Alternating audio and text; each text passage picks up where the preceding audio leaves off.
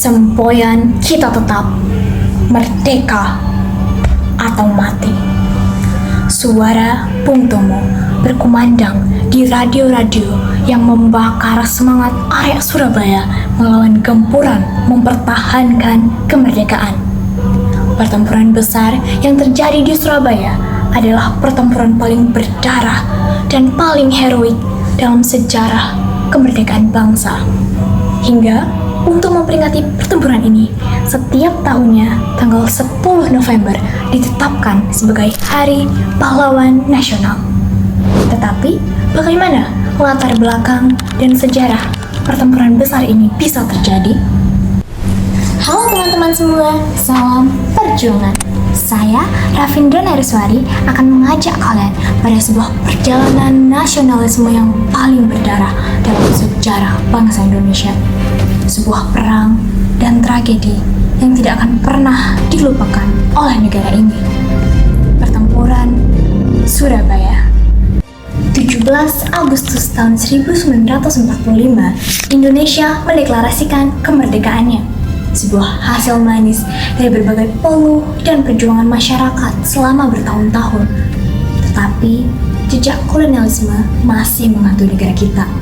Bahkan setelah kemerdekaan, berbagai perang dan perjuangan dilakukan di berbagai daerah untuk mempertahankan kedaulatan bangsa. Salah satunya yang paling dikenang adalah Pertempuran Surabaya. Pada awal kemerdekaan Indonesia, rasa nasionalisme negara berada pada puncak paling tinggi. Bendera merah putih dikibarkan di mana-mana. Tetapi pada 19 September, sekelompok orang Belanda mengibarkan bendera merah putih biru di puncak atau Yamato. Pemuda Indonesia marah dan berhasil menobek bagian biru dari bendera tersebut dan menyisakan merah putih sebagai simbol kemerdekaan yang telah direbut. Kejadian ini memicu prasangka dan kewaspadaan rakyat Surabaya akan kembalinya sang penjajah. Hingga pada pertengahan September, tentara Inggris mendarat di Jakarta dan sampai di Surabaya pada 25 September tahun 45. Tentara Inggris yang tergabung dalam AFNI datang bersama tentara Nika. Kedatangan mereka untuk melucuti tentara Jepang dan memulangkan tawanan perang. Banyak terjadi gesekan antara rakyat Indonesia dan tentara asing ini. Karena bagaimanapun juga, rakyat curiga akan tujuan sebenarnya dari para pendatang. Akibat beberapa gesekan yang terjadi, kemudian pada 27 Oktober tahun 45, perwakilan Indonesia mengadakan perundingan dengan pihak Belanda. Namun justru berakhir ricuh. Kejadian inilah yang menyebabkan pihak Indonesia dan Inggris sepakat menandatangani gencatan senjata pada 29 Oktober 1945. Meski begitu, keesokan harinya, bentrokan antara dua belah pihak tak terhindarkan. Puncak bentrokan 30 Oktober tahun 45 ini ketika Brigadir Jenderal Malabi terbunuh. Pimpinan tentara Inggris untuk Jawa Timur tersebut tertembak, bahkan disebutkan mobil yang ditumpanginya meledak terkena granat.